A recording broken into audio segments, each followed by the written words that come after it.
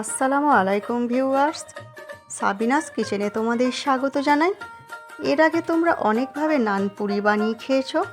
একবার এইভাবে নান পুরি বানিয়ে দেখো, আশা করছি তোমাদের খুবই ভালো লাগবে এবং তোমাদের পরিবারের সকলেরও খুবই পছন্দ হবে। এইভাবে নান পুরি বানালে এতটাই নরম হয় এবং জালিদার হয় যে না বানালে তোমরা বুঝতে পারবে না।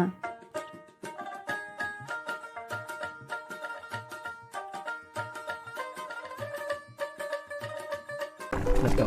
Oh my God. Aha. Yes.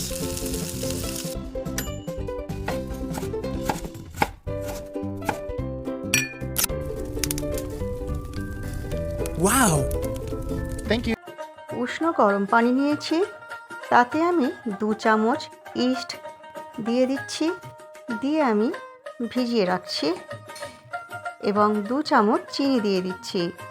চিনি দিয়ে ভালো করে গুলে নিয়ে ঢেকে রেখে দেব 10 মিনিট। আমি 1.5 কেজি ময়দা নিয়েছি, নিয়ে 50 গ্রাম সাদা তেল দিয়ে দিলাম আর দিয়ে দিচ্ছি 200 গ্রাম টক দই। 2টো ডিম দিয়ে দিচ্ছি।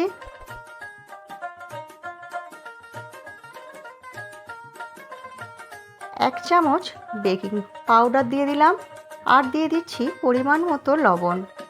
সব কিছু আমি ময়দার সঙ্গে ভালোভাবে মিশিয়ে নেব।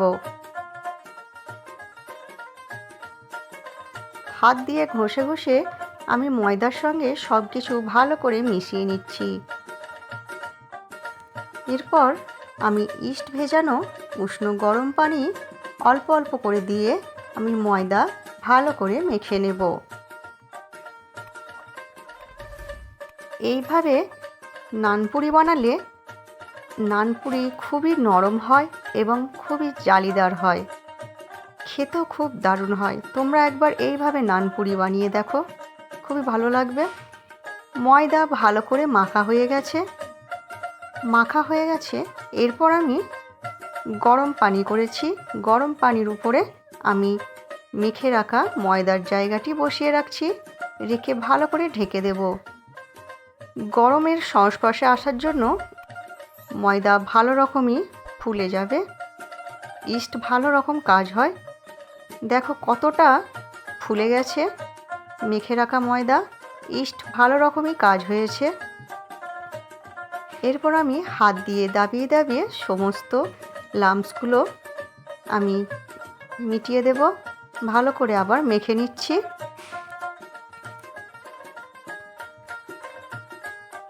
এরপর আমি রুটির আকারে আমি লেচি কেটে নিচ্ছি।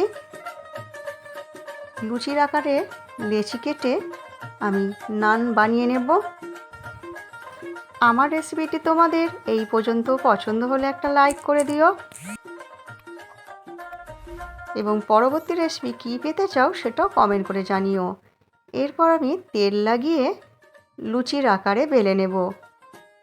নানপুরি একটু মোটা সাইজের হয়, একটু মোটা মতো হয়, তাই তোমরা পাতলা করবে না, একটু মোটা করেই বেলবে। আরেকটি তোমাদের বেলে দেখাচ্ছি আমি।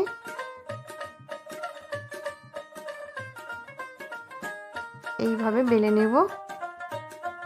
এরপর তেল আমি ভালো করে গরম করে নেব। আমি হাই হিটেই আমি নানপুরিগুলো ভেজে নেব। আমি গ্যাসের ফ্লেম কমাবো না, আমি হাই হিটেই নানপুরিগুলো 2 পিঠ উল্টে পাল্টে আমি হালকা লাল করে ভেজে নেব। আমি একদম লাল করব না, সাদা সাদা করেই আমি নামিয়ে নেব 2 পিঠ উল্টে পাল্টে। আমার রেসিপিটি তোমাদের কেমন লাগলো কমেন্ট করে জানিও এবং ভালো লাগলে বন্ধুবান্ধবের মাঝেও শেয়ার করে দিও।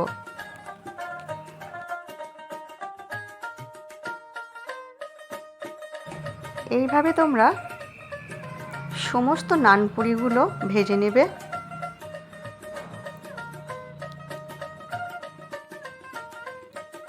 দেখো কতটা ফুলছে, দেখো পুরিগুলো খুবই দারুণ হয়। এভাবে করলে তোমরা একবার অবশ্যই করো।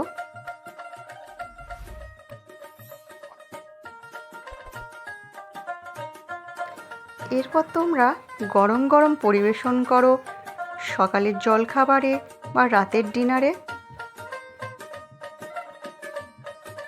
আমার রেসিপিটি যদি তোমরা ফেসবুক থেকে দেখে থাকো তাহলে ফলো করে দিও, ইউটিউব থেকে দেখলে সাবস্ক্রাইব করে পাশে থেকো। আমার রেসিপিটি শেষ পর্যন্ত দেখার জন্য তোমাদের অনেক অনেক ধন্যবাদ রইল।